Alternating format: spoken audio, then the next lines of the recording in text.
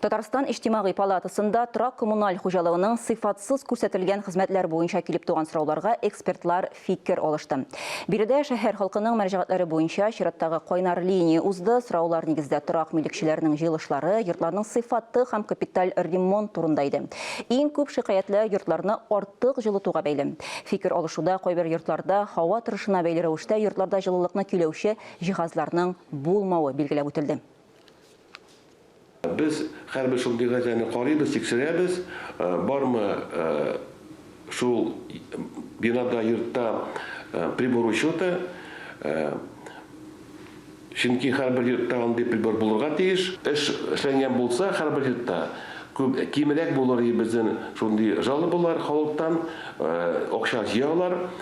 Без эшне, нинди эшне башкарылу проект компания күрмибез, бик әз булыр. Халык үзе белергә тиеш, үзе тикшерергә тиеш.